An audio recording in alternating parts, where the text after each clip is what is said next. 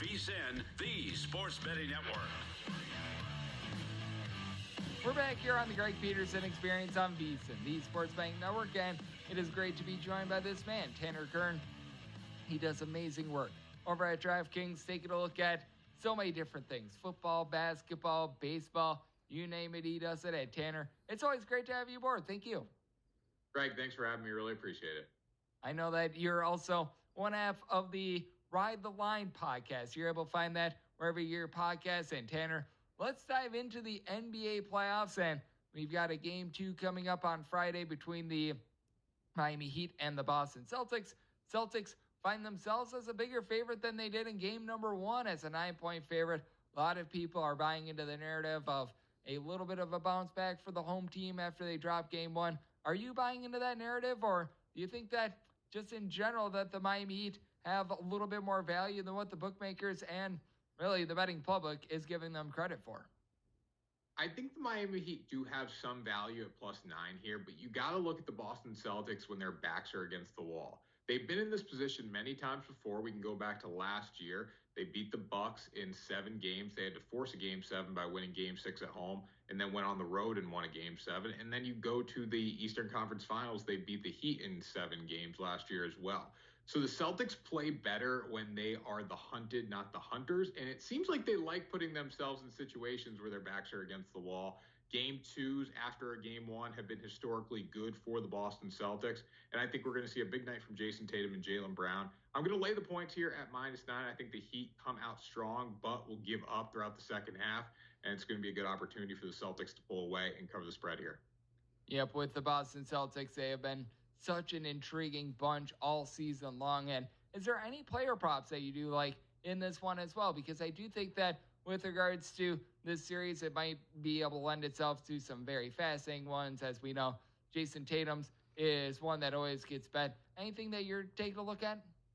So I have a bunch, actually. Let's start with Jason Tatum over 29.5 points. I know this might be a basic one because of the Tatum prop, but I realized in the last game that Tatum is the official scorer on this team. It's not Jaylen Brown in any way whatsoever. I was on Jaylen Brown's point total last game. He didn't come through, and he had so many opportunities, which killed me. But Jason Tatum's a guy that's always going to score, whether he's hot or not, just because of the bulk shots he takes. I like him to go over 29.5 points here because he plays really well when his back's against the wall as well. So I see him coming out, making shots from the perimeter. He didn't even touch the ball in the fourth quarter, and he still had 30 points last time. And I think that's a coaching mistake, and I think that's a flaw that we need to talk about with Joe Mazzulla a little bit.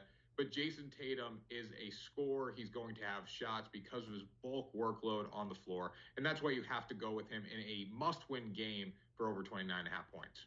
And is this a circumstance where it's a case of the Boston Celtics, if they're going to win, it's going to be a little bit more of an over game, and if they lose, it's going to be a little bit more of an under game? Because I know that the Miami Heat were able to put up all the points that they did, but they shot over 50% from 3, and the way that I take a look at this series is that I think overs bode a little bit better for the Boston Celtics, and unders bode a little bit better for the Heat. So I would stay away from the overall total here. I would look at the Celtics team total, just because when you look at Boston, they are going to come out and score. I don't trust the Heat as much. The last game really was not well played by Miami, except what they did from the 3-point line. They were dominated in the paint. The Celtics scored over 20 more points down low than Miami, and that should be a concern of theirs heading into this one, because 3-pointers are going to come and go, but the paint domination is going to be here to stay for the Boston Celtics. So I like them to score and Miami to take their foot off the gas, which will probably lead to an overall under in this game. That would be my guess, but I do like the Celtics team total to go over. I think that that's a good look, being able to just zone in on them, because we could see a little bit of domination if it holds true to what we've been seeing in terms of these teams, that they lose game 1 on their home floor in the NBA playoffs. As joining me on the show, we've got Tanner Kern. He does great work over at DraftKings, joining me talking a little playoff action right here on the Greg Peterson Experience on VSiN, the sports betting network. And when it comes to the Miami Heat side of things, what I think has been so interesting with them, they really come and go with Jimmy Butler. I don't think that I'm stating some sort of trade secret here or anything like that, but the Miami Heat, they are undefeated thus far in the postseason when Jimmy Butler scores at least 30 points. And right now, his player prop, DraftKings, I'm seeing a 28.5 in terms of his total points. Is this a case where, because you're not necessarily so bullish on the Heat in game number 2, maybe you look at a little bit of an under in terms of his player prop? Yeah, I would look at the under on Jimmy Butler's points at 28.5. I'd also look at under on his PRA. This is a game where the Heat are going to come out strong, I think, but they're going to fall apart in the second half. And Jimmy Butler's a guy that when he scores, they win. But when he doesn't score, they tend to lose. And I see them losing this game by double digits. So I would be under on his point total. I think he's going to end around 22, 23 points. And it's not like he's going to be inefficient from the field. I just don't think he's going to put that much effort in down the stretch. We've seen the Heat do this. When they don't have to win a game, they don't keep their foot on the gas. A lot of teams do that in the NBA playoffs. And I think once the Celtics get rolling at home, we're really going to see Miami fall apart. Again, if the Heat didn't shoot 50+% from the three-point line in the last game, the Celtics find a way to win it. So I just don't see them getting that much momentum down the stretch, and that means Jimmy Butler's got to stay under his point total. And what else I think is going to be very important for the Boston Celtics is, I know you were mentioning Joe Mazzulla, the fact that he hasn't made a lot of adjustments, and he's really stuck with Al Horford here in the postseason. And to me, by a little bit of a fault, I know you've got a couple plays on Al Horford, and you think that this is going to be a little bit of a better game for him than he's had in really some of his last few, dating back to last series. So I love Al Horford. I want to start by saying that. But he's either really good or really bad. You're not going to get that middle-of-the-road type of game from him. In the postseason, he's averaged 1.5 threes made on 5 threes taken. And I like him to go over 1.5 threes. I also like him to go over his point total of 6.5 here, or 7.5, I should say. Just because he's going to make his shots in crunch time. That's what we've seen from the Celtics. That's what we've seen from Horford. Obviously, once he called himself an elite shooter, I think he went 0 for 7 from the three-point line the next game. But when his back's against the wall, he tends to make them. I think there's going to be a real focus on Jason Tatum and Jaylen Brown in this game. And when that happens, Al Horford's going to get open looks from the perimeter, and he's going to knock down those shots. Look for Jason Tatum's assist to go up, Jaylen Brown's assist to go up, because they're going to be kicking it to wide open Al Horford, along with Derek White and Malcolm Brogdon. So I see these guys scoring as well. The Celtics like to shoot three-pointers. That's how they win basketball games. And Joe Mazzulla's mindset is, if we take more threes and we make more threes than the opponent, we have a great chance of winning. And that's what the difference was in the last game. So look for the Celtics to really emphasize the three. And Al Horford's a big part of that game. He only made one in the last one. He was terrible. Jason Tatum, Jaylen Brown, and Al Horford only combined for 3 3-pointers in the last game. So look for that to switch. And Al Horford's going to go over his 3-point total because of that. And I do think that it is very important that Al Horford gets things going as well, because if he doesn't, that is going to be rough for the Boston Celtics, who have really been sticking with him here in the postseason. And for Al Horford, still remember him best from what he was able to do with Florida, leading them to back-to-back titles. So he's a guy that has been around the block.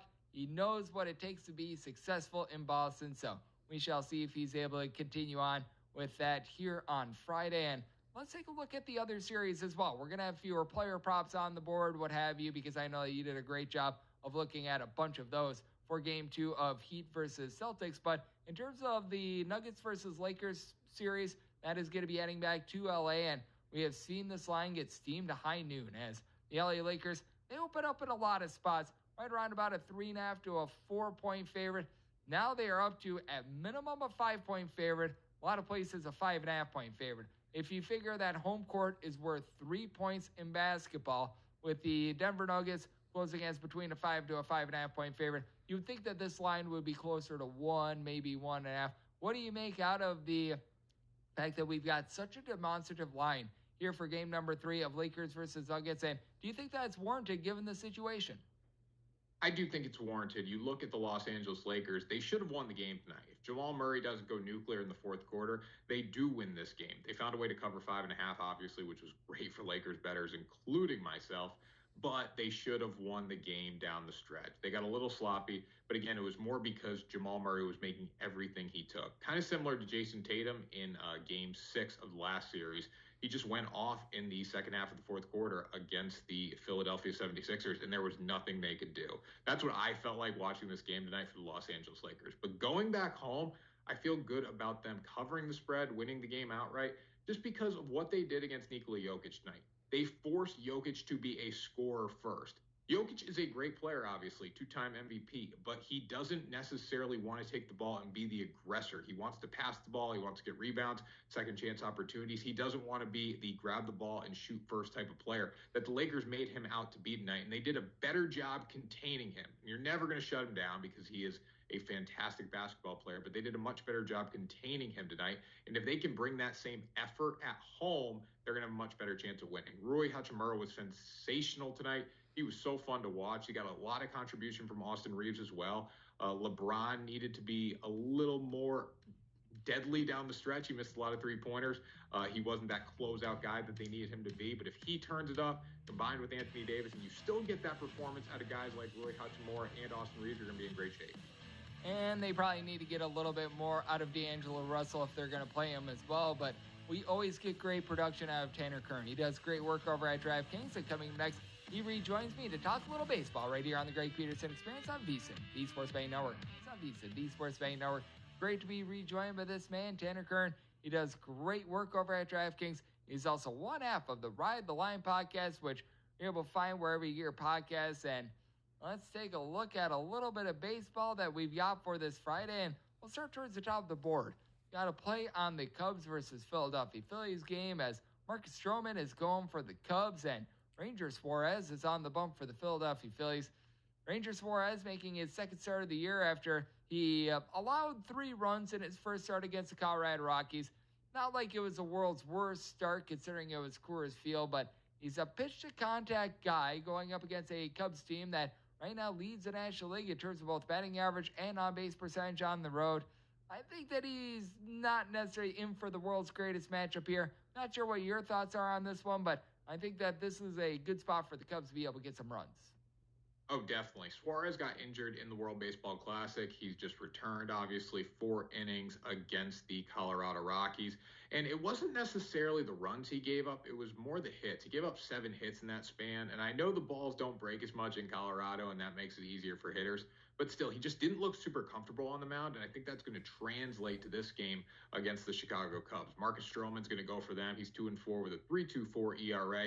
Whip right around 1.2, which has been very impressive from him.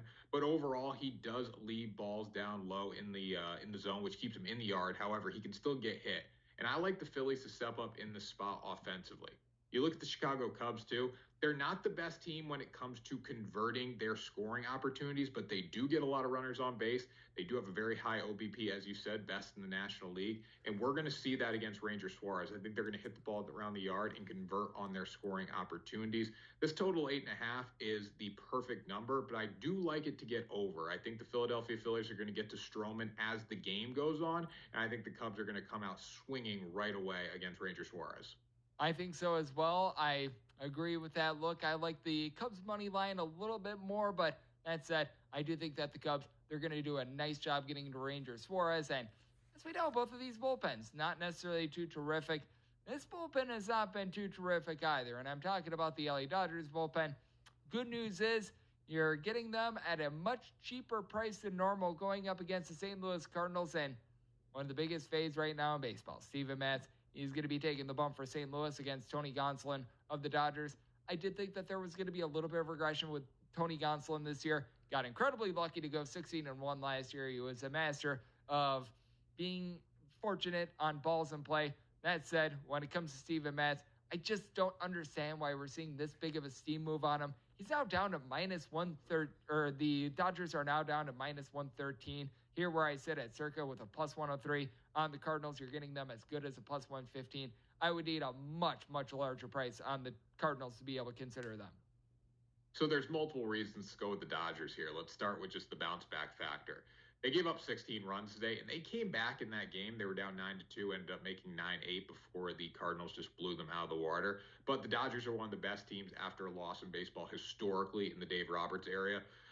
So that's one reason to like them there. Then you got Steven Matz on the mound, who just simply hasn't been good for the Cardinals. 0-4 with a 5.62 and a 1.61 whip. 51 hits allowed in 41 innings. As you said, they're very close to even money in this spot. That is not good enough to bet on the Cardinals here. And when you look at just home favorite or favorites in general, road favorites as well, they've been crushing this season. And that's what the Dodgers are going to do with Tony Gonsolin on the mound. 1-1 with a 1.42 and a .95 whip. Only thrown 19 innings so far, but he's been efficient over that time on the mound. Hasn't walked a lot of guys, only given up 2 home runs. So I do like Gonsolin to step up, and I'd like the Dodgers offense to keep going. The Cardinals are starting to get hot a little bit at the plate with Nolan Arenado. He's just been homering like crazy. But the matchup here totally favors the Los Angeles Dodgers, especially after the loss today. I love them to bounce back. Yep, I do like them in a good bounce back spot as well. I feel like we're in relative lockstep there, and I do think that we've got a really interesting one that's going to be going down in Pittsburgh, mainly because you've got a guy in Zach Gallen who has been absolutely tremendous for the Arizona Diamondbacks. In his last 6 starts, 60 strikeouts to 4 walks. That's a strikeout to walk ratio of 15 with the Arizona Diamondbacks. They're getting lofty on the money line. They're anywhere between -170 and now here at Circa, I'm seeing them as high as a -193. +160 to a +175 is what you're finding the Pittsburgh Pirates at with a total of 7.5. This actually opened up at an 8. So if you grab the 8, good on you, because the Pirates, they just have not been able to generate any offense. 4 runs or fewer in 14 out of their last 15 games. Personally, what I really like here is the under, because I like the Arizona Diamondbacks early on the money line. I think that it's starting to get a little bit too lofty in terms of the money line. So I love the run line here, and you can get that for plus money. At least I did earlier in the night. You look at this Diamondbacks team with Zach Gallen on the mound. Randy Johnson Jr. blowing up social media, killing a bird in his warm-ups the other day. And you know what? That just showed how good he is, quite frankly. I think that's just a situation where you can compare to Randy Johnson. You know, rest in peace to the bird, obviously. But Gallen has been fantastic. 6-1 with a 2.35 ERA and a .85 whip this season. Only 2 home runs allowed in 57 innings with 70 strikeouts over that span. He has been awesome. Going against Johan Oviedo, who has not been as good, 5 ERA with a 1.6 whip. I don't like him at all in the spot. And the reason I love the Diamondbacks on the run line here, it's a prime run line spot. You have a better team on the road, so they're guaranteed their 9 at-bats to beat a team by 2 runs or more. And they have a pitching matchup and an offensive advantage as well. The Pirates have not been able to generate runs. You've said it, less than 4 runs in 14 of their past 15 games, I believe. This team is not going to be able to hit with the Diamondbacks, and they're definitely not going to be able to pitch with the Diamondbacks here. So I think this is a very good opportunity for Arizona to win this game by 2 runs or more and cash that plus money run line bet.